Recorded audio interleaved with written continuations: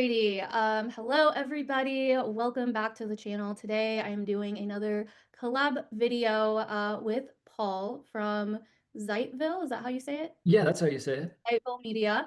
And we are going to talk about a lot of really juicy stuff today. Basically, where we're at as a society, where we're at astrologically, Pluto and Aquarius, and so much more. This is definitely a conversation that I think a lot of people need right now. And a lot of people, I think it's going to give a lot of people permission and almost Yes, validation to totally. be where we are right now as a society, and maybe some hope, hopefully, because there's a lot of fear mongering out there as well. So, um, Absolutely. Paul, do you want to go ahead and introduce I yourself? started studying astrology seriously around, spring or summer of 2010, and I had been familiar with it before. I knew what it was. I think the year before that, I had struck up a conversation about astrology with someone, and they had this big, thick book called "The Only Astrology Book You'll Ever Need," and it was a little cookbooky.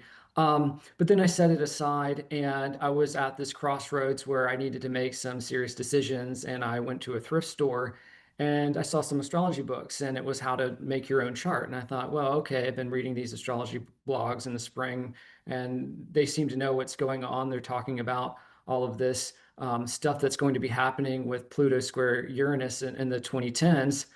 And I can start to see that happening. So I wonder, I never had a birth chart reading. I wonder what it is. So I made my own and I started reading the interpretations, and I was like, okay, it was a lot like what you talked about in your most recent video this week, where, astrology is more than just your sun sign. It's everything. It's relationships, it's money, it's pets, it's hobbies, it's career. And so I had been working in journalism and the arts and academia and uh, reading a lot of history and a lot of artistic stuff, but it didn't feel like it had given me this kind of panoramic view of like how it all ties together. And so I found a system that really worked for me. And then I kind of merged it with all of this humanistic stuff that I'd been simmering in. And, things were pretty different back then. The YouTube community was just beginning, at least from my perspective. And so I was watching all of these world historical changes, learning astrology at the same time, watching Pluto and Capricorn square Uranus and Aries, and seeing this like new creator economy rise, and watching personal changes in my life. So I was like, okay, I'm really convinced of the power of this system. And then by 2020, when we saw, I think it was like the population woke up to understanding that there's more structure to reality than what you just see in everyday life. And we've seen that unfold over the past 5 years as more people getting into spirituality. And there's, a multiplicity of creators on YouTube and other platforms. And now it's this conversation. So it's been an interesting arc because when I started looking into it, um, again, Pluto went into Capricorn in 2008, and I was learning about things like Kundalini, and no one was talking about that kind of stuff. And trying to find an online community for it was difficult. And now, 15 years later, Pluto is going into Aquarius, and lots of people, even people who you wouldn't typically think are into these kinds of ideas and conversations, are, texting me, sending me messages. They're curious about it. So here I am with like, 15 years of study, and didn't think that it was going to be this kind of thing where I'd be in public with it. And I'll tell them, hey, this is how it works. This is what it's saying with their birth chart, and it's leading people into a lot of what you said. They feel hope that what they're feeling and thinking isn't just random. It's very validating. It's very confirming to them to know that there is some kind of design behind their life. And I think that's going to be really necessary because basically at the end of this arc, we're in a very destabilized, chaotic space where things are not connected, Mhm. and we have to reconnect. But I think the difficulty is, and earlier we were talking about a lot of the water energy that's present right now, which is extremely nostalgic and emotional. One of the difficult things at this time, I think, is, are we going to reconnect it in a way? Return is kind of like a tagline you'll see a lot on social media, and it'll be this picture from the 1950s or 1960s, and it'll say like return to excellence or return to beauty or return to truth. But, trying to reconnect and reconstruct the present or your future based on some image of the past, I think is going to be a real challenge because That's a projected image in the rearview mirror that we have of the past, and it's very easy for us in miniature, I think, to reconstruct the pieces of the old world that we didn't like and that we're coming out of. I know it seems like it's very secure and stable in the past because obviously it wasn't as chaotic in the 90s or even the early 2000s compared to now. Mhm. But I think that that's the opportunity and the possibility and the potential is that, okay, we take this openness to reconstruct and reconnect our identity. And therefore, when you have a new identity, you're going to have a new community. You do that and you do it in a way that's very bleeding edge and very at the forefront of things and not a copy of past ways that worked. You're going to find a way forward that feels better than, oh, it's like, oh, I'm lost now. Let me try to go find the best. It's like an old save in a video game. Let me find the best last possible societal setup and Mhm. recreate it in the future. I think if people do that, it's going to lead to more of the divisiveness that Mhm. we have now, which is, it's a very ingrained way of seeing the world, very, very pointed, very singular focus. And what happens is if you go and you say, I want to recreate 1960s America, or I want to recreate, a lot of people are into the 80s aesthetic. Mhm. I want to have this kind of like vaporwave vibe. These can feel incompatible. Technology, especially, is a dividing line for a lot of people.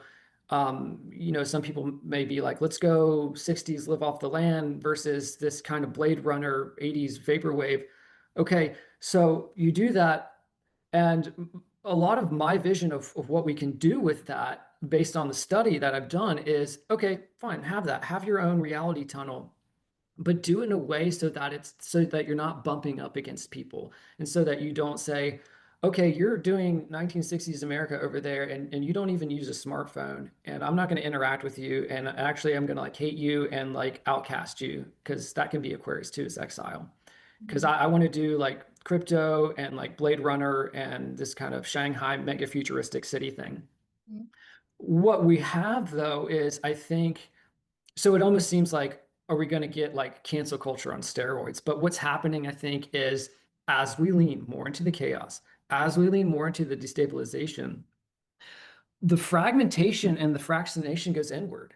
And you start to think, man, maybe I should like stand barefoot on some dirt this weekend. And you go away for a weekend retreat, and suddenly you come back to your 80s or your crypto or your techno futuristic tribe, and you're like, hey, I think I'm going to start like a vegetable garden around here. And they're like, wait, what is going on? And all of a sudden, you're seeing these combinations of people. They're kind of like a Wall Street banker, but they've got like hydroponic tomatoes in their closet or something like that. And all the other people start thinking, well, I have an analogous experience to that.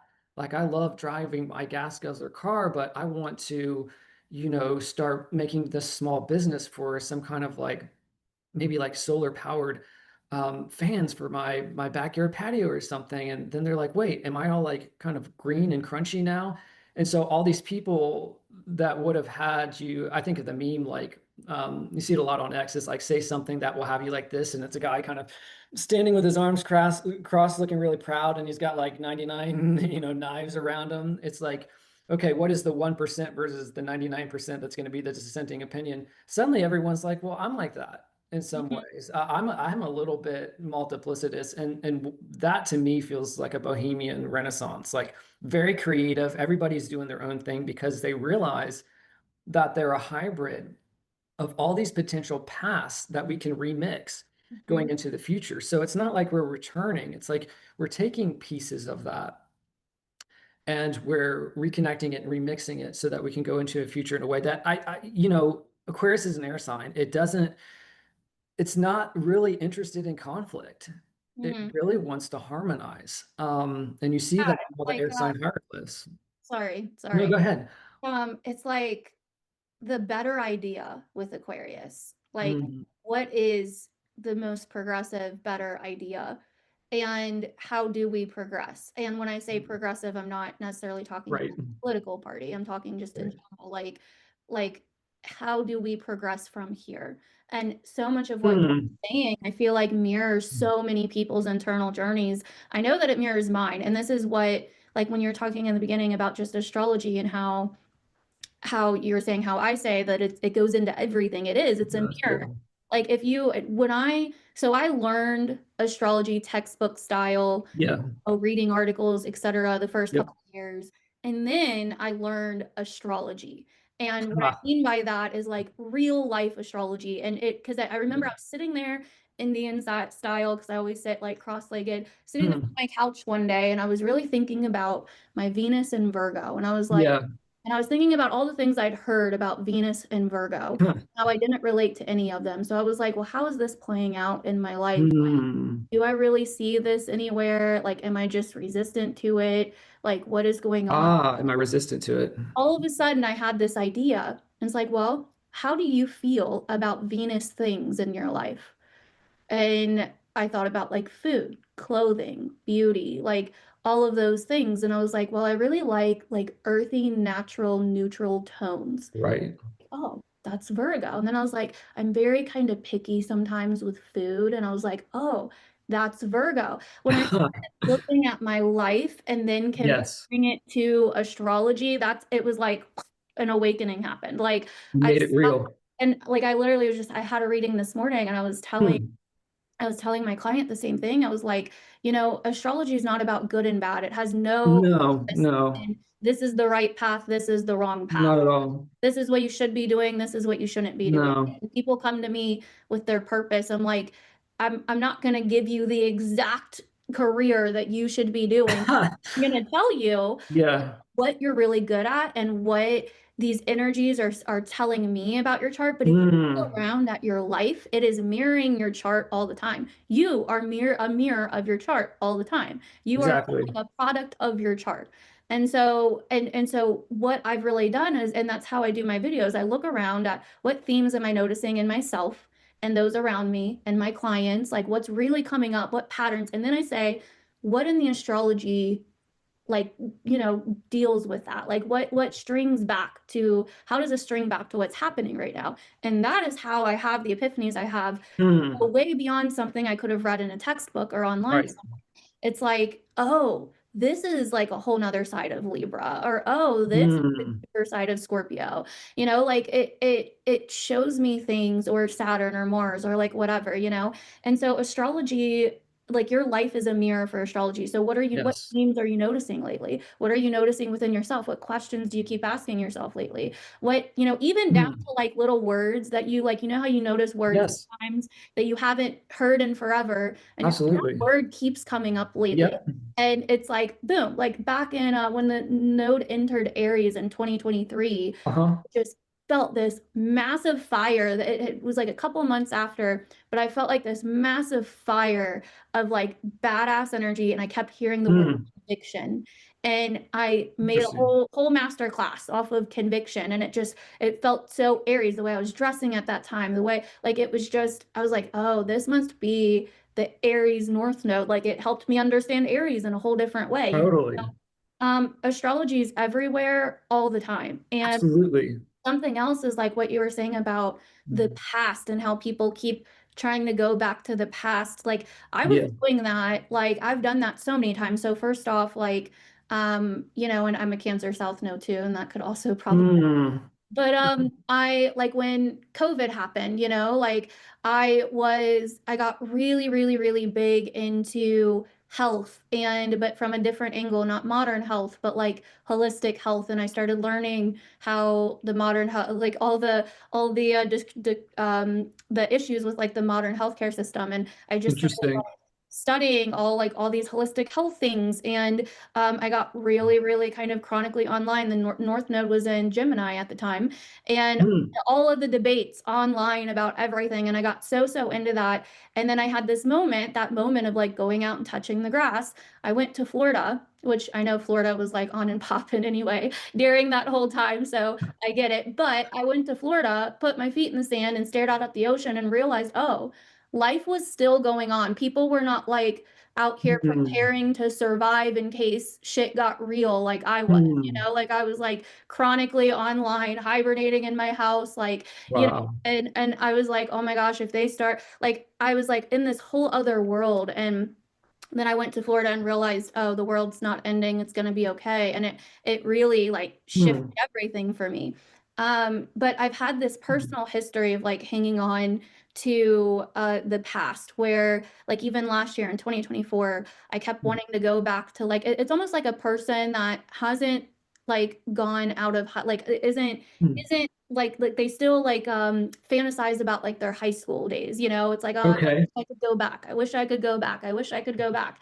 And it's like eventually you have to figure out why you wish you could go back, what Yeah. you're really looking for from that time. Because really, it's probably a feeling. Like, yeah, you can say, oh, well, the world was different or my external Yeah. reality was different. But really, it's a feeling. How did that make you feel? And why can't you bring that feeling into now? And like you Mm, said, blend bits and pieces. Like that has literally been the epitome of my own healing and spiritual journey is like I have these periods where I'm hung up on the past. I'm hung up on either something I feel shameful about or a time that I'm like pedestaling and being like, mm. oh, that was a good time, but then I ruined it because I did X, Y, and Oh Z, no. Yeah. whatever. And then to get out of that, eventually I accept that that's no longer the time and I start focusing on the present. But then Wow. eventually pieces from those times come back Hmm. and it's like, oh, that version of me still does live within me. Yes. And now I can do something new with that, and I Hmm. That's like beautiful. I feel like the astrology, things that are going on in the world are all mirroring journeys that we ourselves individually are going through. And I 100%. think that whole exile thing, I loved what you said about exile and Aquarius being exile and people like the person that wants to like get their 1960s on and the person that's like like super into crypto like and all the modern stuff like and how they kind of outcast these people or exile and it's like no, Hmm. it doesn't need to always be a line of this or that. And I feel like that's how the world has been really operating since 2020. It was not really, I don't know Yeah. if it was like that before 2020, but when 2020 happened, it became there was a clear line on everything, left or right, Oh vax or yeah. anti-vax, COVID believer versus COVID denier, mask Right. wearer versus there can never be like Right. in between. And I was in between. And so it felt like, what is happening, like, and Hmm. felt like nobody could exercise on like a level of wait a second and like hold both polarities at once. And I think and I guess it like mirrors again how we do that within ourselves. Can we hold the fact that like, hey, I like Taylor Swift's music, for instance, but like I'm not a huge Swiftie and I don't really agree with Right. everything that she does. Doesn't mean that I support her wholeheartedly in everything she does. Hey, I have some ideas that may be more relatable to this political party, but then I have others that are relatable to this political party. So why do I have to draw a line within myself? Because humans are multidimensional. And I feel like the opposite of that exile, Hmm. meaning the code of Aquarius that we can use, and I think is really happening as all these lines start getting blurred that separated us for so long Right. relation, and you were talking about that too. Like you're like, once the person shares the thing that they feel like other people aren't going to understand, all of a Breaks the sudden, ice. all these people that are like, no, I'm the same way. Like, so I feel like relation is like the gift of Aquarius. Like Oh yeah. it's like we don't need to be in separate cults and groups and Mm. like whatever where it's like you either think this or else you're exiled. If you even question this you're exiled, and that's how it was for a while. It's very culty and, with like anything and everything. And now I feel like those lines are blurring and things are softening. And it's more like, okay, I'm multidimensional. Today, I might agree with, something, and then tomorrow I might agree with something else, or I might change my mind. Should I be ridiculed and exiled forever Right. because I am not 100% like there's sometimes that you love your partner and there's sometimes that they get on your freaking nerves, you know? There's sometimes you love your family and then there's sometimes you do you agree with them 24/7? Like it blew Right. my Yeah. mind when people were exiling their own family members over stuff. I Yeah. was like, what? Like, are you kidding me? Like, you're gonna let some idea of the world exile you from like your own family member, you know? Like, Hmm. that's crazy. Now, obviously, I understand there's nuances to that. If they were like super toxic or like, Of course. causing harm to you in your life, then okay. But like, it's like, what, why, like, I feel like conversations, like it's like, can agree to disagree? Like, we don't have to agree on it. Like, I have clients from all kinds of different realms and I know I have all kinds of different realms that, I'm like, I may be passionate about this, but I can also be passionate about something that's the complete opposite of that. And I feel like that's just the beauty of being human is this multidimensionality, of like not being one thing all the time and not performing either. And, with like Pluto and Aquarius, I think it's really showing us like where we have used and where we will be using once the South Node moves into Leo, like performance, needing to perform to gain acceptance or relate to Right. other people, etc. Where or make it all about us to where everybody has to agree with us, or else we throw some huge temper tantrum or like whatever, and I think that everybody in the world has to accept us for us to be us, and it's like no, like, Hmm. that's not how the world works. Like be you and there will be when you're you and you like you got to be odd to be number one, so when you Love embrace that. who you really are you're going to stick out and there's going to be people that don't like it. Oh yeah. If you don't want it, like it's the same way, it's like if you don't want to feel like you've got to fit into their box, then why do they need to fit into your box, like it's like I don't know, people that are super religious and people that are not. Like people Right. that are not are like, can you stop forcing religion on us, please? And the people that are like, can you stop forcing your beliefs on us, please? And it's like, why can't we just coexist? And then there's people in the middle that agree with some things and don't agree with other things. And like it's like, you can't expect everybody to accept your identity and ideals Hmm. truly being yourself. Just like you don't want other people to force you to accept all their ideals when you don't necessarily agree with all their ideals either, And so um, I think, yeah, I just wanted to say all that about what you were saying. It's interesting because I want to come back to this point that you mentioned at the end there of you said religious versus maybe more atheistic, and then someone who didn't want to even and you talked kind of about the golden rule, and I agree that Aquarius, like Libra, and to a degree Gemini, is very much about reciprocity. Mhm. There was this thing that you mentioned about like a third way, and I think that that's also it's kind of like a maybe like a Buddhist notion or a Zen notion of a third middle path, and this person who doesn't even want to be a part of that discussion at all, and have the permission to say, because that's the thing when you get culture at loggerheads, it's like, well, no, you have to pick a side, and if you're like a conscientious objector, then you're the enemy of both of those people because one of them wants you on their side.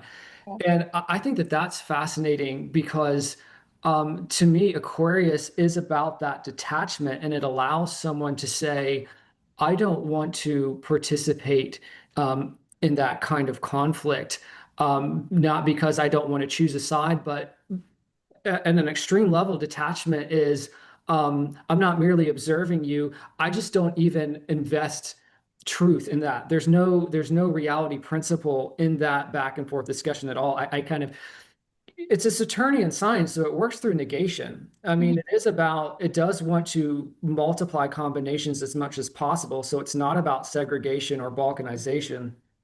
But it does have this detachment principle where it can just completely reject like the truth value of something and say, um, and that's why Aquarius can have this reputation for being very aloof and like kind of off in its own kind of fantasy world because it's like that just doesn't even exist to me. It's not that I don't feel ready to choose a side yet. It's boom, that just is like a parallel universe to me. And even the hieroglyph of Aquarius looks like parallel universes. Yeah. So it goes back to that word progressive is that um, you find that people want to stop that progressive energy by putting a line in the sand because they don't like it. It's too experimental. It's too weird. It's too, I mean, it's water coming out of the urn. That's what Aquarius is. It's too experimental. It's too weird. It's flowing too much. They need it to stop so that they can like stabilize things and put some truth value on it. And what's happening is that we're having these moments that come up um, in the collective conversation that try to position people and they don't last very long. So in the summer of 2023, when we had Venus and Leo retrograding opposite Pluto and Aquarius, it was like, are you going to see Barbie? Are you going to see Oppenheimer? And it was this whole like Barbenheimer meme. It lasted about 3 months, right? And then we come into the Kelsey Taylor Swift thing going on with the Super Bowl, and it was like, are you a Swiftie or are you not? And it lasted maybe like a couple of weeks, and then we had this thing, I think this spring, again when Venus was retrograde. The couple that got caught at the Coldplay concert, and people were like, "Oh, are you for like Coldplay doing this and putting the spotlight on the couple that was like having an affair or not?" It lasted like a couple of days, like these things that people try to do to create this centralized. And I think, a lot of people are in pain. Okay. There's a lot of spiritual pain. People are feeling like really empty. There's a void left since 2020 because it destroyed the centralized culture that we have. And they're doing it in a way because it's almost like, to put a little bit more of a fun spin on a existential topic. It's kind of like the Friends versus Seinfeld debate in the 90s. They're trying to come back to a place where, because before things were so heated in a kind of liberal versus conservative sense, it did have that Super Bowl quality where you'd go vote and be like, well, my candidate didn't get in, I'll see you in 4 years or something like that. It wasn't like, oh, and now I'm going to rain down like hellfire on you, right? So people, that was, but for better or for worse, we're out of that binary consciousness now. Yeah. Because that opposition, it can orient you. And as long as it stays civil in a Capricornian way, if it's, Capricorn can be very civil when it's working well. It can be like, no, I'm team Seinfeld, you're team Friends, and we'll agree to disagree. And people keep trying to claw that back. But the problem is that the Aquarian age is here, and the more that you try to reinstitute that kind of very simple binary mode of I am this because I'm not that, like you define yourself by being whatever you're not. Um, it's so conflicted and divisive and very hateful and very aggressive. And so I think that universal energies are saying, like, every time you try to have this big tent conversation, are you team Kelsey and Taylor or not? It doesn't last long because it gets everybody fired up, and then people are like, it's not stable. It doesn't have enough ground for me to kind of like stabilize my identity on. And so it just kind of fragments. And it does. It makes people feel very urgent right now because they're like, when's the next like kind of like big thing that's going to happen that just kind of like catalyzes, and I can just have one camp on one side and I can be on the other. And um, even with the kind of the politically the interpretive gloss that we put on the political interpretive gloss that we put on the high profile deaths that happened during eclipse season in September. We again had this concentrated node where people were like, okay, this is the dividing line. This is how culture is going to work as we go into 2026. And please don't get me wrong. I'm not saying that the feelings around those events have faded. They're still very strong. However, in just a few short weeks, we've gone from, hey, this is how it's going to be going into 2026 to that might have been a year ago, as far as people's kind of like emotional bandwidth goes. And that's why I agree that I was studying Taoism a lot. When I first started studying astrology and the I Ching, it's not a morally prescriptive program. It's not like you do this and do the bingo card in the cookbook, and you're going to grow up and be a baker or work for the post office, and you're going to be on team good, and these people are going to be on team bad. A lot of the I Ching is about the fact that chaos is kind of neutral. Things are constantly in a state of becoming. And so I look at astrology a lot like you, in that, on X, I'll post like, look for these words in headlines this week. And sure enough, nine times out of 10, that word will pop up on a headline.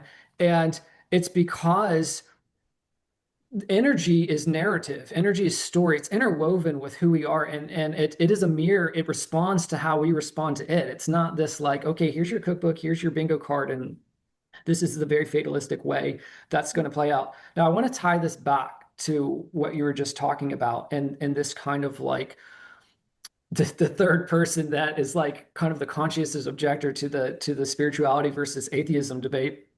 Mhm. Okay, Capricorn. You look at let's and this we'll show how this explodes the traditional idea of astrology as well. You have 12 zodiac signs or six pairs, right? So, they're sister signs. Capricorn, if we start and we put Aries at the 9 o'clock position, Capricorn's going to be at the noon position. It's the capstone, right? Mhm. And in the category of Capricorn is, what does it do? It creates structure in a life so that you're like, oh, I'm a peasant and they're royalty, or I'm a baker and they're a merchant, and oh, they're a merchant and I'm a soldier. Mhm. Okay. So that's what Capricorn is to us. It's the coordinating codes that create norms of behavior. Pluto comes in there in 2008. And, and keep in mind too that Capricorn is a very feminine sign. It's Mhm. very internal. It's very much how we are like orienting to the world. Oh, I am like of the soldier class. Like I'm kind of like unwashed. I can't just go like knock on the king's door. I've got to go through these like Capricorn bureaucracies and processes to get communication. It's not decentralized and horizontal like Aquarius, where Mhm. it's just like, oh, you just go up to someone and there's some like celebrity and you're some person on the street. Like that's more Aquarian. It's multiple combinations. Yeah, Capricorn's send them very a regimented. DM. What's that? Send them a DM. Yeah, just slide into their DMs. It doesn't matter if they have a million followers, it's Yeah. just it's completely open like that. But the segmentation and the regimentation of Capricorn, when it came in there in 2008, we were focused on the externalities. Okay, this is about the Obama dynasty. This is about the mortgage crisis. And yes, that was what by the end of it, I do think that that's what Pluto and Capricorn was about. But it was more about like norms and behavioral norms and regimentation, and since Pluto destroys, it destroys this idea that you have to stay in your lane. Like you can't slide in the DMs, right? But that's what happened is that over those 15 years of Pluto through Capricorn and then Uranus squaring it from Aries, it was like, oh yeah, that vertical top-down system of Capricorn is completely flattened now. And I have this phrase called supply chains of meaning. Like, oh, okay, like you went to Stanford. Okay, now you get a consulting job with McKinsey. You're going to marry this person from this like socioeconomic background. You're probably going to buy a house in this zip code. Therefore, you're going to go to this coffee shop and this brunch place on Sundays. And I get it. Like that was very Capricorn is that cool kind of feminine, earthy energy. It can be very like sedative and calming and grounding in that way to have all that structure of your life just kind of piped in because it's all, that's why it's a capstone. Like everything reaffirms everything else. That's why it's at the canopy of the chart or the 10th Yeah. house. Um, and that's why people like it because it's like, oh, I have some order. I don't really have to like think too hard about it. I just put myself on this lane. I'm a baker. I need to buy flour. I need to put out like pastries for people in the morning, take their money, and do the same thing the next day. It's a very Yeah. like regular, regimented earth energy. Kind of like this is how the world works, This is how the world works. This is, oh, this person, oh, I can't let this person in my shop. Oh, they want to say this kind of thing in my shop. They're coming from this political divide, right? It provided that. And so Aquarius, I think what happens is that Pluto is like showing the more toxic elements of Capricorn. It's like, oh yeah, you like that order. You put on like, your baker's cap in the morning and you do baker things and it all just kind of runs like clockwork, like and everything else, and the politicians do politician things. And then you realize, like, wait, are all those people at the top doing like the things that they said they're supposed to do? Like, what's with all this corruption and all these like seedy cults and like weird kind of like black budget stuff that I'm hearing about? And hey, isn't that kind of trickling down into my consciousness too? Like, why am I so mean to these people that come into my shop because I'm told from these people at the top that I'm not supposed to like them? And hmm so it just revolutionized people's minds when all this came to a head in 2020 when Pluto met Saturn on the South Node, and it was like, wait, the capstone of our culture is rotten to the freaking core. Mhm. We have just told ourselves that security and stability at all cost is the truth. And what it's really done is it's made us hate each other for, at the expense of not even having power ourselves. Yeah. We don't even get to sit up at the penthouse, doing all that stuff. And so then Pluto goes into Aquarius and you're learning about all these like secret societies. And I think that pushes people along to say, like, oh, okay. Aquarius isn't just like about AI and technology. It's like I get to reinvent myself. I get to reinvent my relationships. I get to reinvent my community. I'm no longer dependent on feeling righteous in my life for having these kinds of decisions. It was starting to make me feel kind of icky because it was getting to a point where, things were working, but I was constantly having to like have this inner monologue of like, no, you're the bad person, I'm the good person, kind of stuff. It explodes all that. And it's like, oh, but what does that also mean? Like, if I'm not part of that program anymore, where, a politician is telling me I'm justified in acting this way, well, if I'm not invested in leading my life that way, maybe I'm not invested in that political system or politics at all. And that's what I mean is that people are just stepping away from politics completely, or the atheism versus spirituality debate. And they're like, I'm just going to do me. I'm just going to like completely design my reality in a way where truth values are inserted into things that I care about. Maybe I'm really just into crocheting, or I just like to go fishing and gamble crypto on the side. Like, and so it's not that big cultural conversation of Friends versus Seinfeld or Taylor Swift or not, or red versus blue or Democrat versus Republican. It's a very like, I don't know. I love that you said like you get words. For me, when I think of Pluto and Aquarius, because Pluto is compost and destruction, so it destroyed all the Capricorn stuff. Pluto and Aquarius, I think effervescent, I think fermentation. It's this cultural ferment where we're taking all these various threads of things that are happening and we're saying, no, this is the tapestry of reality now. Like, you don't get to donate your model of reality to me and then I just simply accept it because you're Capricorn's authority, right? Because you're the authority. And I just kind of like, as long as I stay in my lane, like I get a pat on the head and I don't get, like executed. Thank you, King. People are like, you know what? And so that's why it's going to be so rebellious. That's why all that and rebellious is I reject that conversation. I reject the duality. I reject the insistence that I have to participate in conflict. Yeah. Yeah. It's kind of like yeah, I have so many things to respond to that, but it's kind of like high school. Like I always view the Aquarius Leo axis as like high school, but even Very much so.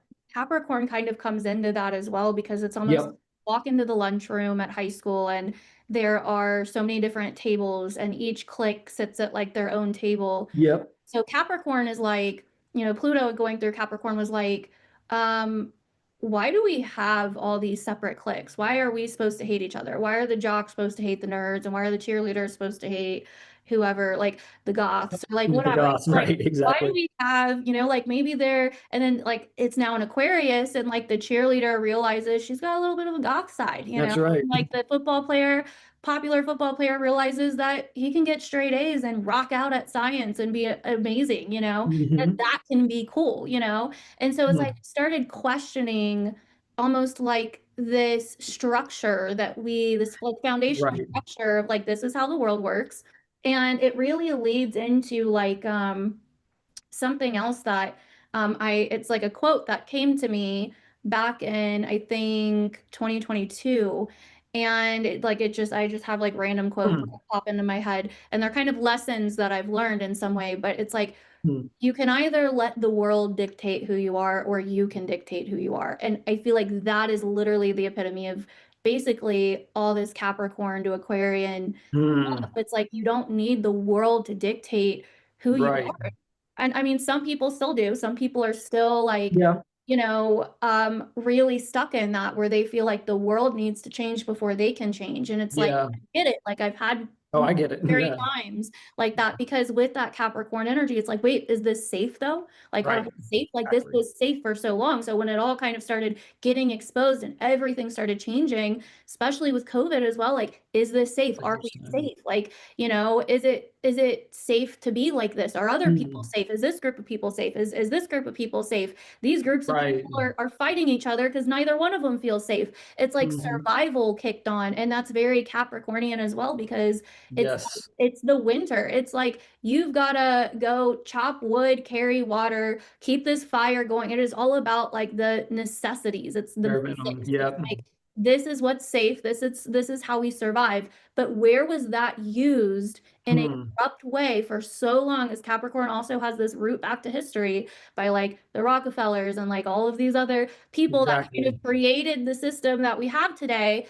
and almost used it in a very dirty way that, wasn't necessarily true. And that's all kind of coming undone. And I feel like people are at Exactly. this place now where they're like, well, the lines were happening and the this versus that was happening so much because I think, as I was listening to you talk, this really started kind of making sense to me. It's like and I think you mentioned it briefly as well, but it's like so many people feel like they've lost who they were before. So to Yeah. find who they are now, they need to find, are they team this or are they team that? Are they this Yeah. or are they against that? If they're against that, then what does that mean? So it's like we're still like, I feel like it's like the collective and a lot of individual people trying to find what they stand for, who they are, if they're okay with this, if they're not, especially with so many changes happening, like Hmm. so many different changes happening, so many different perspective shifts on so many different things, you Happens fast. and so it's like, okay, well, wait, am I okay with this or am I not? Like,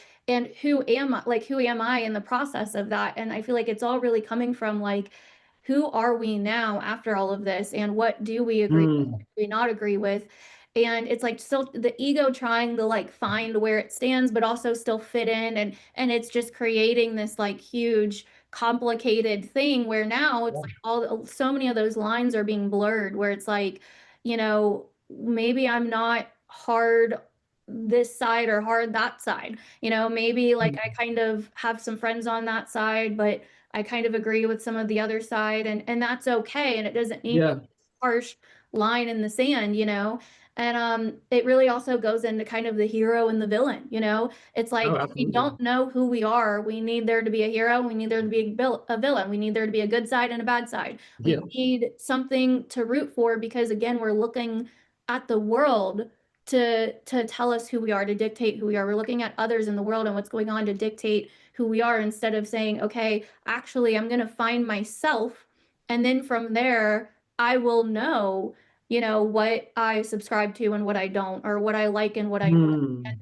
when we deal with those conflicts within, those conflicts outside of us start to dissolve because I've been on so many different ends and sides of this spectrum over the last several years since COVID has happened. Where when, like, before COVID, I was on a whole different side of the spectrum. After COVID, I was on the whole opposite side of the spectrum. Right. And I kind of started coming into the middle again. And then I Right. started kind of realizing the game of it all. And then in so many different ways too, because it wasn't just one spectrum, it was many spectrums with That's many right. different things.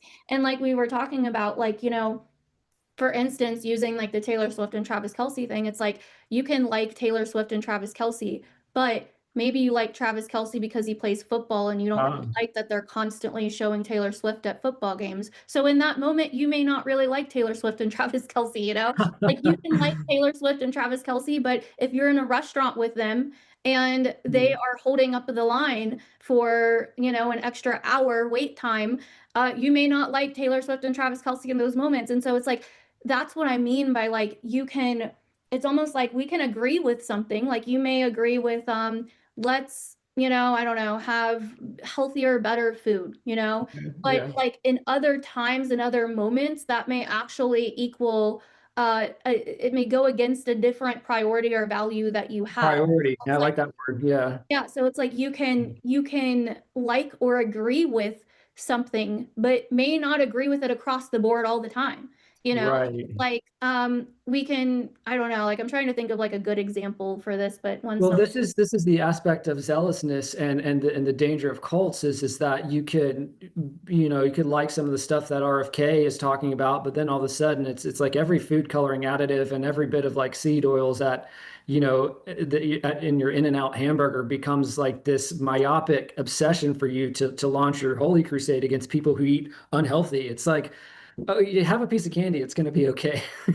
Yeah, yeah, exactly. It's like you know, you may like I don't know, like I'm trying to think of a good example, and one's just Well, it could be, an example that might come to mind for you is, so when you were talking about the hero versus the villain, okay, and it's so funny, like you go on X or Reddit, it's like I went on this date and she texted me this, and then I texted back, like who's in the wrong? Or I said this to my boss, and then they said this to me back, like who's in the wrong? Like everybody's wavelength is like post Tower of Babel. It's like everybody's wavelengths are off, and I think it's because we don't have stories. It's like what people constantly complain about, the lack of entertainment, all these sequels and all these reboots. People are watching shows from the early 2000s or the 90s because nothing new like stimulates them.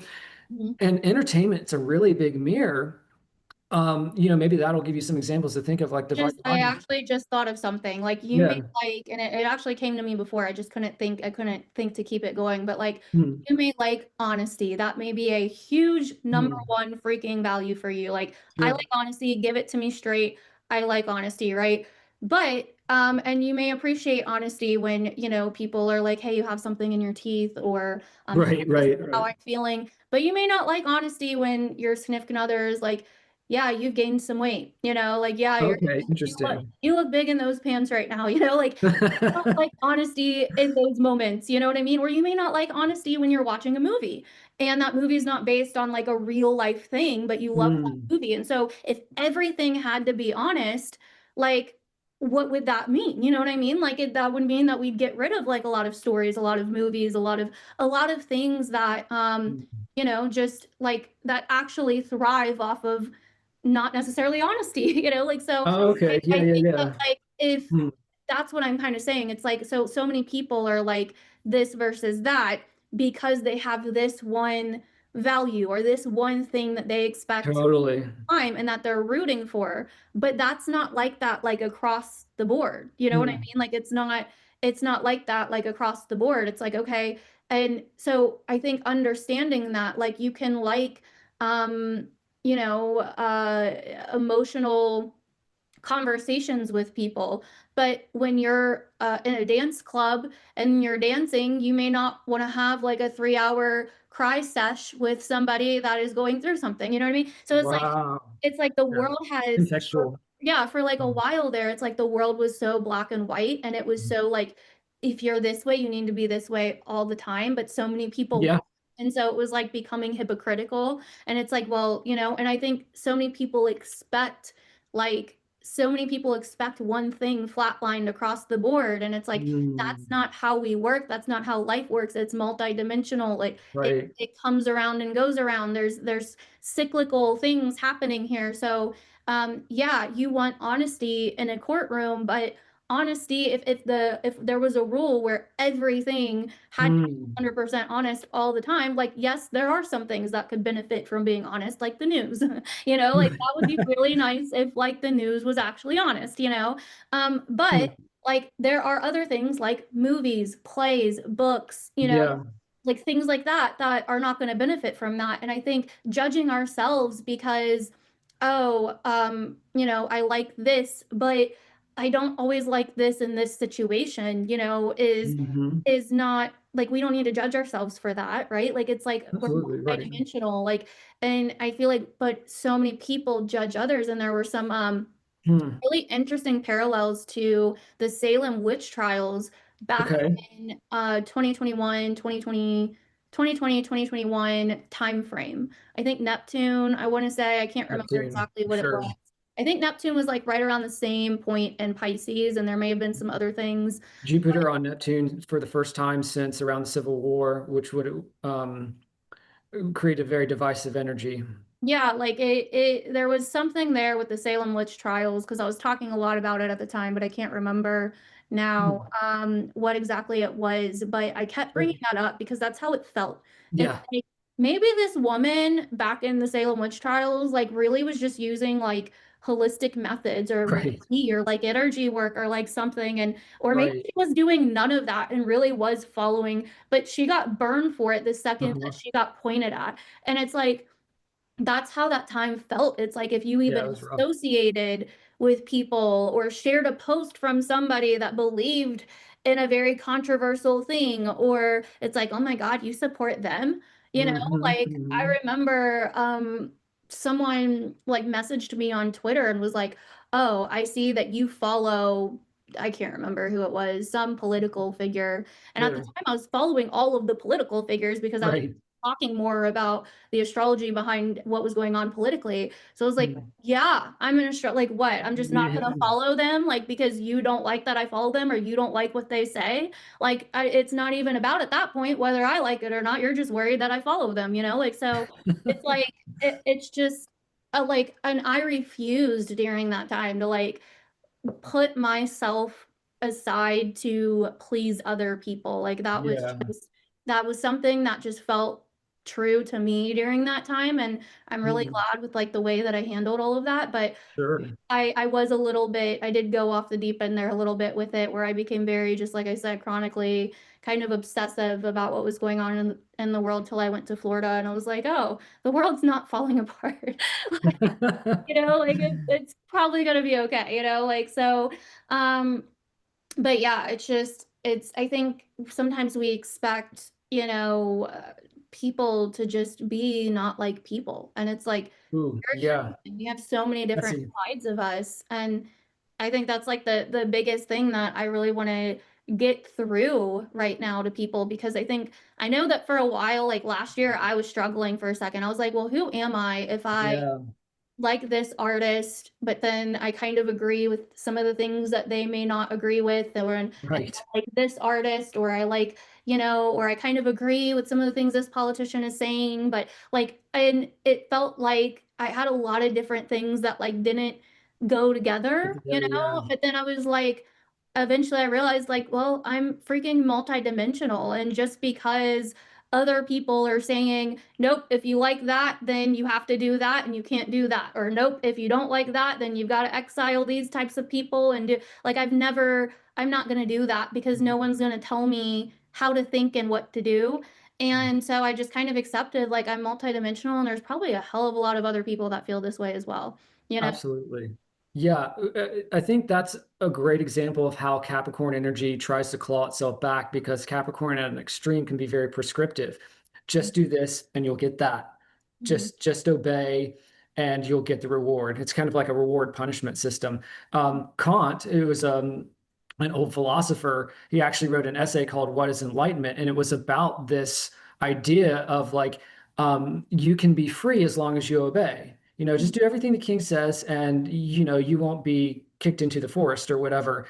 And that's you mentioned that in passing a moment ago about going back to the Rockefellers about how deep, at least in the Western world, this Enlightenment project of that's the kind of what Nietzsche was talking about, this kind of post-God, post-spiritual world where we're going to use all these scientific methods and light isn't just some like holy ray that falls on you and you're standing on the beach in Florida and have this epiphany. It's these photons and these wavelengths and things like that. And when that gets taken to an extreme, it's this very prescriptive, very kind of rationalist way of viewing the world, and it becomes inhuman. You don't treat people as this kind of messy puzzle of various pieces that may not put together. It's like, why don't you get in your box? Like, why aren't you doing what I'm telling you to do? And I think it's just so fascinating, this astrology that we're going through. It's because that may have come from someone, yeah, like in Kant's time, like a very high authority figure in the past. You get like a letter from the king, like we heard that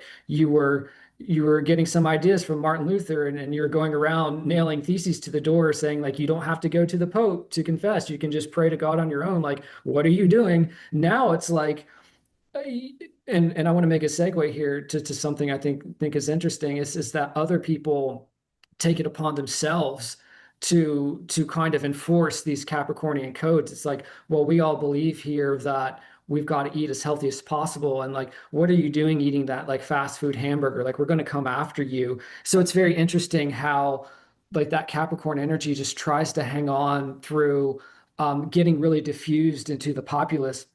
Um, when you talk about enforcing these kinds of rigid lines, it brought to mind to me the aspect of military too, because that would be another way that people at the very tip top, the Rockefellers at the top of the Capricorn Mountain would enforce their will on the world.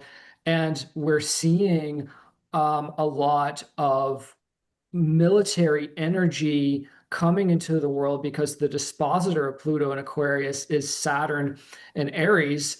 And Aries is it's pioneering energy and on a higher octave, and on a lower octave, it can be extremely militant, and it can have that. There was something you said about Capricorn. Oh, it can be very survivalist. It shares that cardinal energy with Capricorn. It can be very survivalist. Um, so there has been this stuff about like, oh, is there going to be martial law in major U.S. cities? Is that allowed? What about these like paramilitary um, operations? Is ICE paramilitary? What about breakaway factions? Like, what if California or Texas becomes like a separatist state, or they're going to be these militias? Then there's all these kind of like high profile, um, politically motivated, um, targets where that CEO of the healthcare company was targeted. And that's what I'm saying is like you talked about like sliding into DMs. You couldn't reach the king in the past, and now these kind of like lone wolf violent actions are coming as we're trying to get out of the Pluto and Capricorn age into Pluto and Aquarius. And you Mhm. see that, I think, happening with Saturn dispositing all that energy in Aries.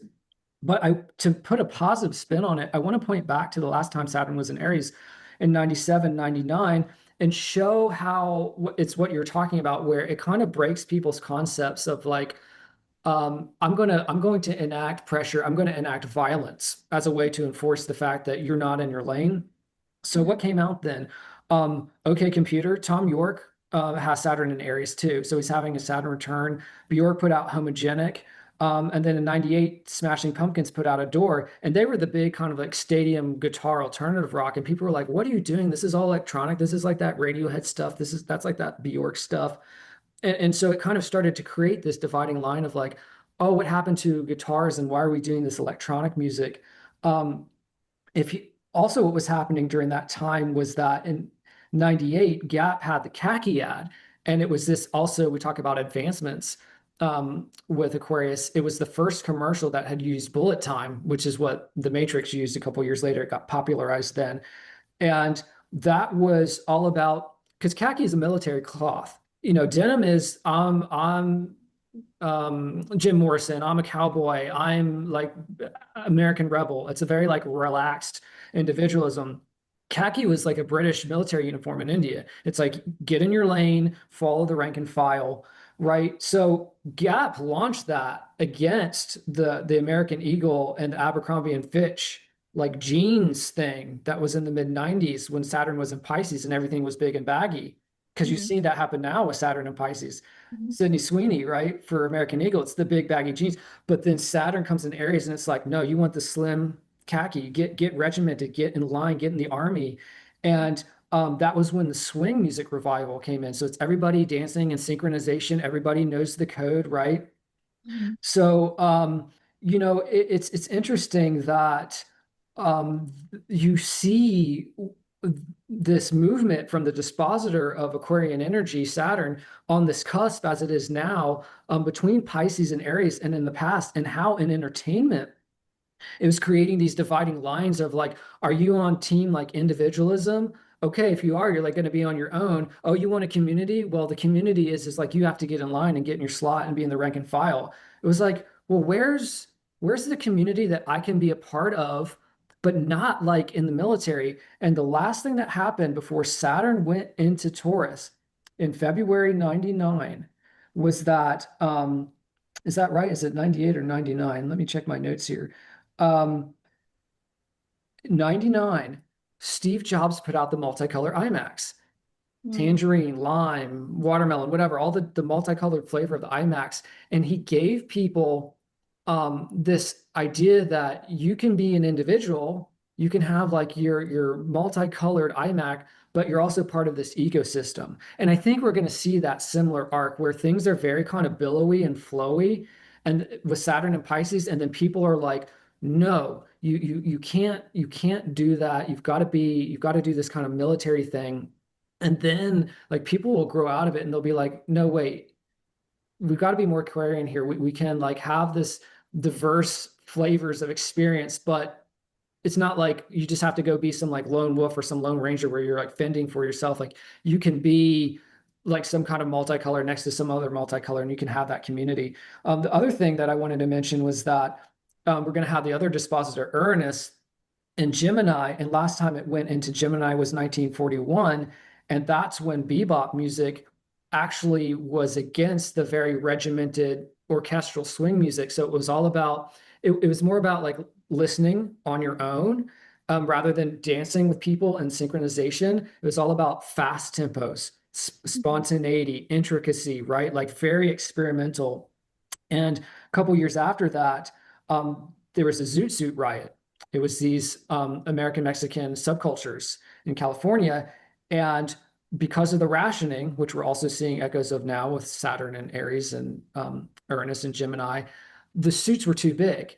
And they were getting in fights. That was the riot, because Uranus's subcultures and riots, they were getting in fights with people because people were saying, you're being selfish. You cannot express yourself in this way because we need that cloth. It's too big of a suit. It's too baggy. We need to slim things down. It was actually military people that were attacking the subculture. We need to slim things down. We need to get more militaristic. We need that cloth for wartime efforts.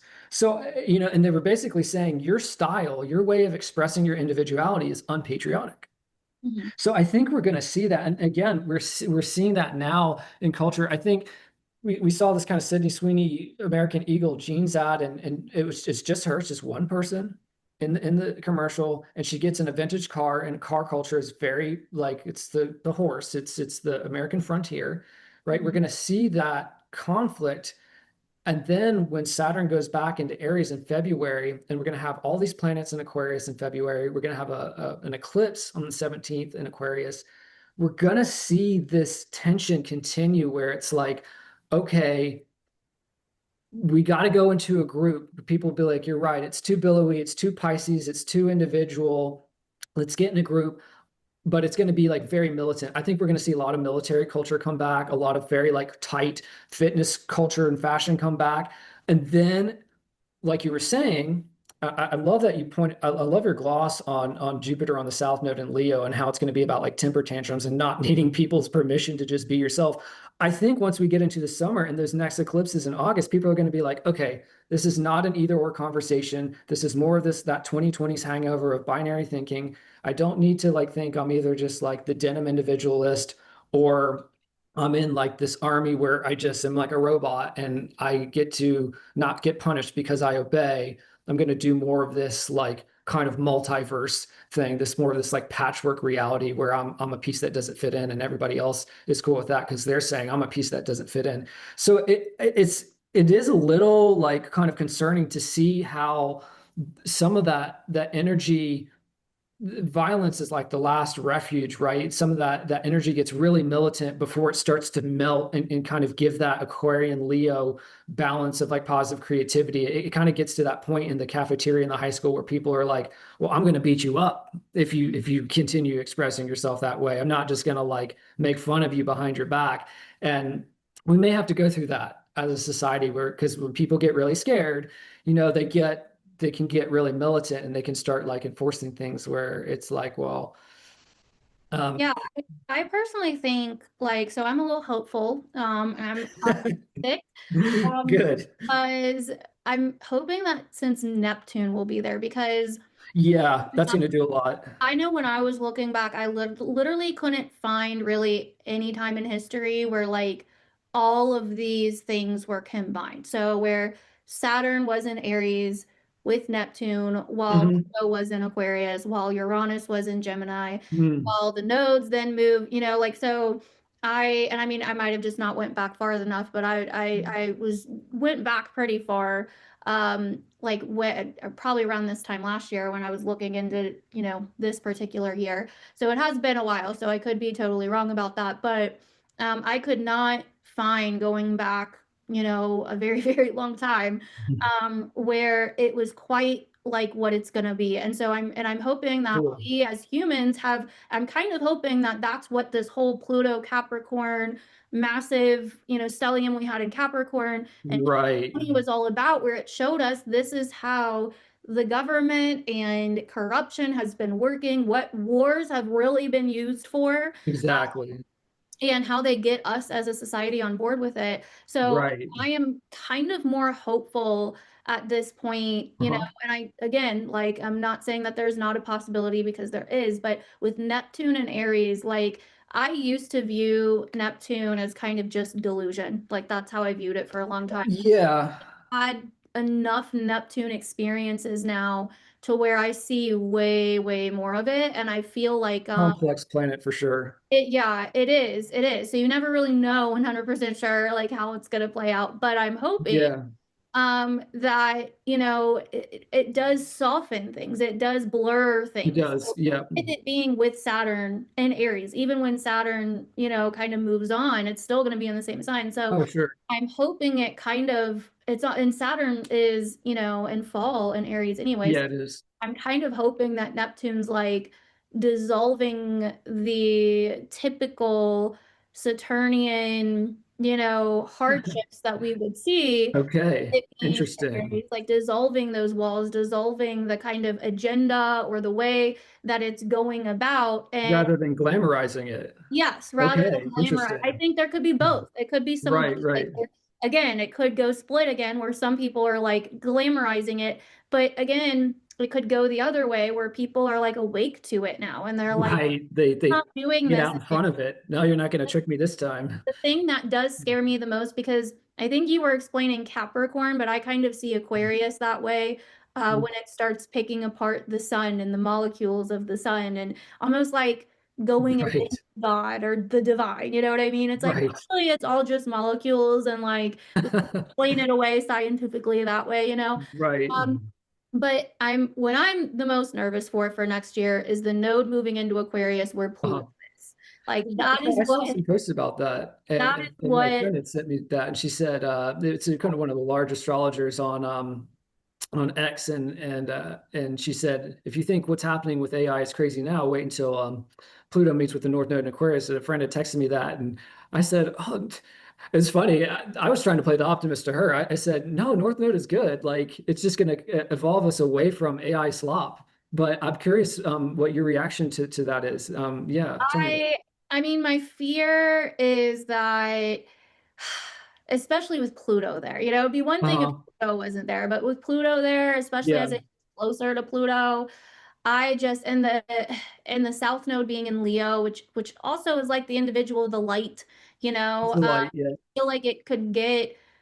My fear with it is that it could get very dark, technical, and inhumane technical. experimentation, going to an extreme or going too far. Yeah. Um, Hmm. it, I don't know. It's like my intuition, like in a weird way, I feel like it's gonna be okay.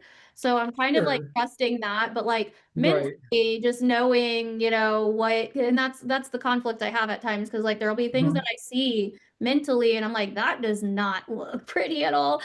Is it And then AI stuff? Is it just more of the tech stuff that you, or is it more of no, soothsayer I breakdown? personally am scared that it's going to be more like just the kind of separation, the division of Mhm. people again, like Okay. or extremist groups.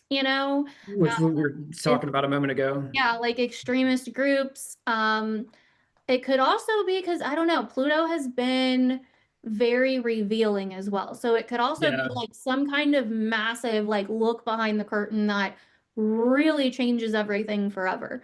Especially with the eclipses happening there, Pluto being there, Right. Jupiter being on the other end, making it kind of this explosive, almost like wake up moment or like awakening that you can't go back from. So it almost feels kind of like 2020, like Right. Totally. maybe but with a different catalyst of like, hey, this is what's really been going on behind the scenes, or it could even be like aliens, who knows? I Well, mean, that's what I was going to say. Do you think the thing going beyond behind the scenes would be more like a human extraterrestrial kind of conversation, or more like, oh, we hate to inform you that we're like in a solar minimum now, and now like for the next 20 years, the winters are going to be like brutally cold because the sun is just like taking a nap or something like yeah, something more I mean, impersonal like yeah, that.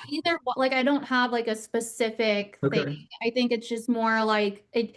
It's the unknown. It's Pluto. So The it's like Pluto's very unknown. It's something uncontrolled. dark and Yeah. mysterious and highly, highly like explosive is It's coming. very volatile. And that is kind of, but I mean, the South Node, because it's not always like wherever the South Node is that it's bad or that No, it's, not at all. the South Node can bring up a really amazing things I've learned through the years. Like I was so nervous Totally. about the South Node being in Libra, going over my son and stuff, but that was Ooh, one of the yeah. best times of my life. I Oh, learned so much good. about myself. So I have really seen the South Node is like really bring up like yeah, hey, these are some things that need to come up that may have been problematic or may have been causing issues or whatever. But once you untangle them, and unravel them, Hmm. you actually get to like the gifts The of gifts, and right. then can move forward. Same with the South Node moving through Virgo. Like I had that experience in September where it's just been this unraveling of like old priorities, old habits, old ways of viewing money because it's in my second house, like Right. all of these old things that just kind of got unraveled that at times, Hmm. where it was like a healing portal, but like I Right. knew that it was for my benefit. And that's another thing. Like I feel like I'm not like huge into numerology, but like this is a Same. 9 year and it has felt like a 9 year. And with that Pisces North Node, it Completely literally has. has felt like this is Yes. like an ending year, like this is a massive finale of something. It's like a Yes. purification, like it's like a emptying out, like, okay, here's all the stuff from like the last 9 years. Let's look at it. Let's, let some stuff go. It's really felt like a massive, like full circle kind of year. And I feel like with all this like beautiful Piscean energy, at least how I've been experiencing No, it, I like it too. I Yeah. love Pisces energy, even Yeah. though it's my eighth house, which I'm kind of happy it's my eighth house That's the because Plutonian house. Yeah. yeah, It's near it's the it's a feelers. nice sign to have in the eighth house. But with all of it, it has I'm kind of like, okay, well, why would I be having all of this amazing, like just like, healing full circle spiritual experience if next year, like if we're coming up on some like really Interesting. crazy thing, Right. like I just had It's a good My point. Mars Yeah. return, which is my Mars right now is being squared by Pluto and Aquarius, and Pluto and Aquarius is on my Saturn. Okay. So Mars Yes, I being know people like around, that. Yeah. conjunct in my Mars, was being squared by Pluto, which is Yeah. Saturn. And I thought for sure when I saw that, I was like, Uh-huh. oh God, something's going to Yeah. happen. Something's coming. Literally nothing freaking happened that week. Yeah. It Well, was you because dotted your I's and crossed your T's. yeah, So you yeah, were like it, prepared. and that's what I mean. And this could be similar, where like, yeah, there's gonna Right. be something Right. bound to happen, probably on like a worldly level or to some people, but maybe it won't be as catastrophic, I don't know. But Because we're that's what I'm spiritually really worried prepared. about because I feel like I Yeah. really saw the dark side of Aquarius after And 2020. Saturn was there. Yeah.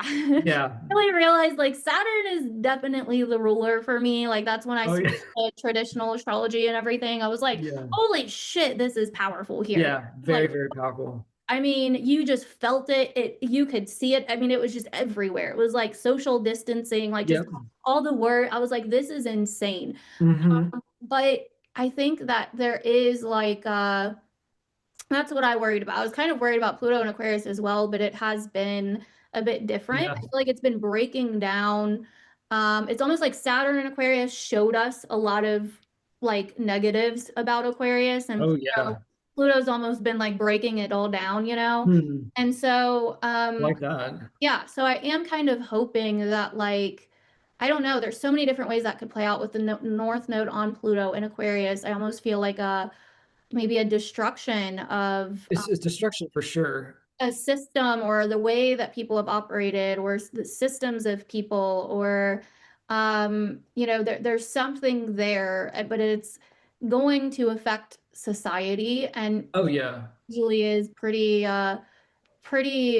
catastrophic or permanent change. And Permanent. so it's either like, and that's what's weird about it because it's the North Node on Pluto. And Well, that's I agree because it seems to me because it's a north node and I think you're pointing out something that's making me think about this in a new angle because okay, the north node is the North Star and it's what we want to go to. But Pluto it's like Neptune, it's a very complex energy, it's very volatile, and it's in a complex sign like Aquarius, which is very global and systematic.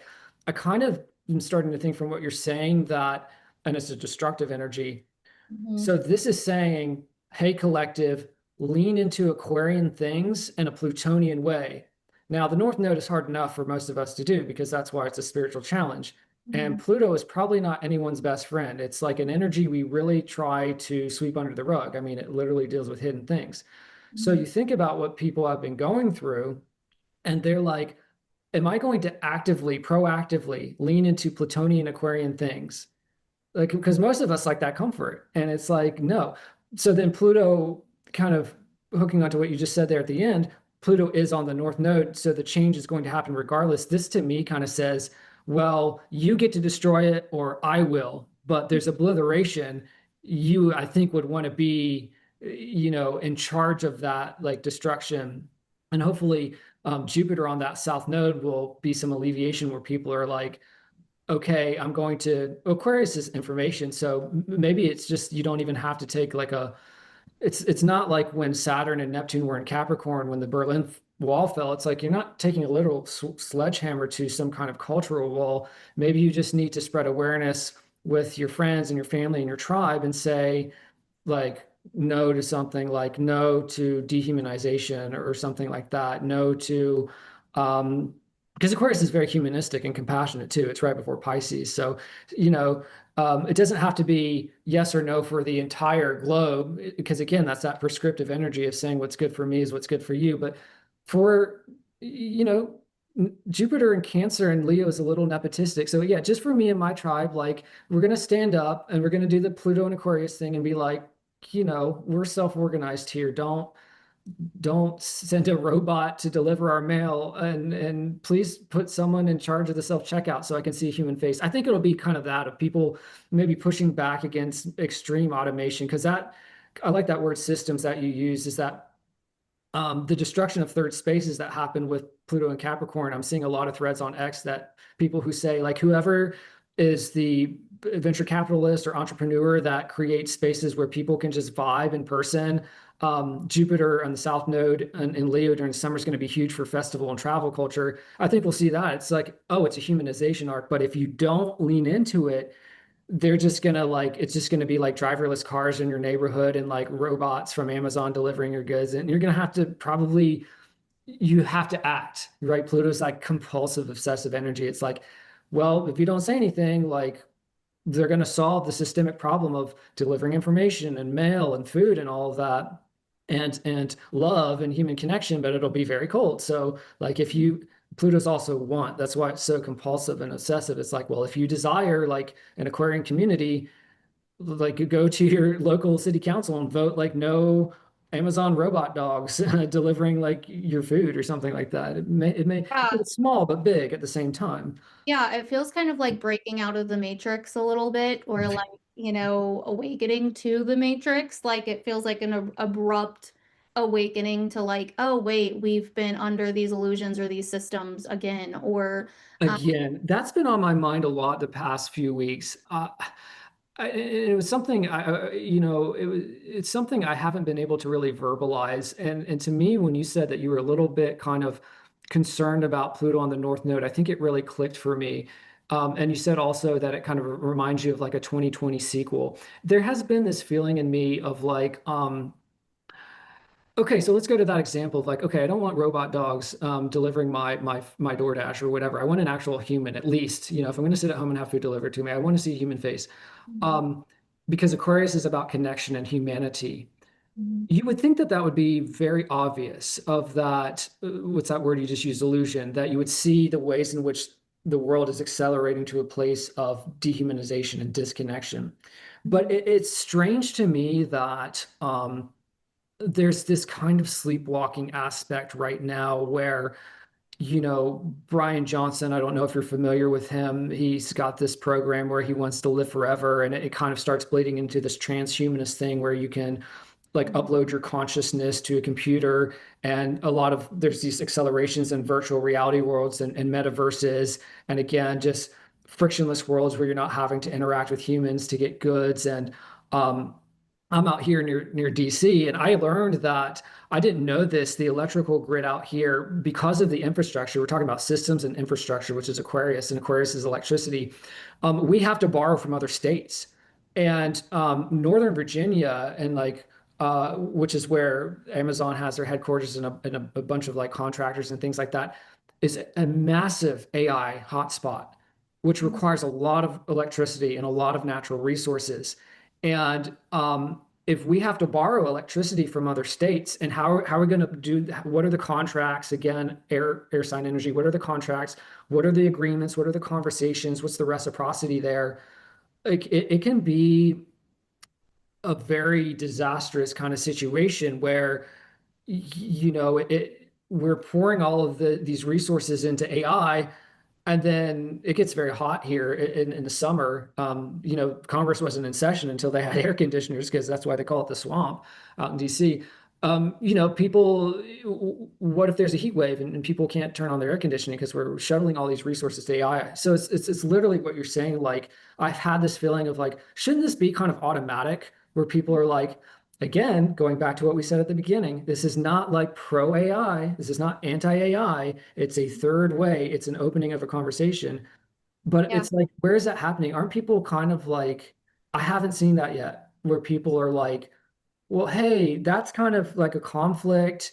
Can we talk about this? Like, that may seem like we're going too fast into it. And maybe that's the exposure where I mean, I consider myself well read and up to date on things, and I didn't realize that that was how that we have that kind of situation where we borrow from other grids in other states. Um, and we're at this place in the culturally where people are talking about more of like states' rights, and it's more of this patchwork situation where the federal government doesn't just ordain everything. So it made me think like, okay, like what if this suddenly gets exposed and people didn't realize that this was the case, and then they just like start becoming very vocal like, hey, we've got the situation with our infrastructure, we've got this situation in terms of like the weather where we're really draining the grid to run these systems, but we need it to stay alive as humans so that we don't get cooked. um, and of course, what is Pluto? Yeah, It's it's like radioactivity, it's nuclear yeah, energy. It's like, yeah, oh, are we going to do that now? it's like humanity taking control in its own hands, basically. There we go. That was Sovereignty, exactly. sovereignty. It's Yeah, like, but it's oh, like, you want that? Okay, well, what are you going to? Pluto's the bargain. It's like, oh, you want all that AI? Oh, do you want a nuclear power plant next to your home? Okay, well, if that's no, then yeah, maybe like stand up for yourself and say like, we're going to have to sacrifice some things in order to like retain some like human things. yeah, it's becoming very kind of resourceful. It'll be very interesting to see how that plays out. And we're coming up around almost the opposite of 2020, like where the South Node was in Capricorn. Like after this, in a couple years, the Yes, North Node's then moving back, the North Node. that's scary. So we're coming back around to the nodes, like The nodal it's lesson. Pluto, but now it's the North Node, and now I just looked it up. It's 4 degrees Pluto, which is Okay, only a few degrees from where we had, the Great Conjunction of like Jupiter and Saturn. right, right. So we're kind of like it's almost like I don't know. It's going to be very interesting. It feels like a sequel in some ways. I'm so Yeah, glad you brought that up because I was trying to work up some posts, and like you, I work with clients, and I'm always having these discussions with people, but it was something that I hadn't been able to formulate, and it does kind of feel like there's this sovereignty or this freedom, because Aquarius is about freedom and sovereignty moment that'll have to get like pushed forward by people because it is starting to have this eerie feeling of 2020 was like unique because we were coming out of this very long saturation in this world where like you just obey and whatever, the lights will come on, the traffic will work, you go into an office, you're not going to work from home, everything will just be like a well-oiled like clockwork. But it's almost like that challenge is coming back, and we don't have the excuse. I think that's what the Aquarian North Node challenge is. It's like Aquarius is rebellion and it's knowledge and it's self-determination. It's like, well, you don't have an excuse this time. Like, you have the internet, you have friends to converse with, you have a brain. That's also Aquarius's. That's the original artificial intelligence, right? It's the brain and the nervous system. It's like you have your own brain, like use it. Like if you feel like something is off, listen to that intuition and you choose not to participate. I go back to that conscious objector metaphor of like, you don't have to pick a camp. You can just say like, I don't. I just don't want to participate. And you'll probably see, I think one of the biggest things we'll see in 2026 is intentional communities. Now, is that a cult? Is that a tribe? Is that like a separatist state?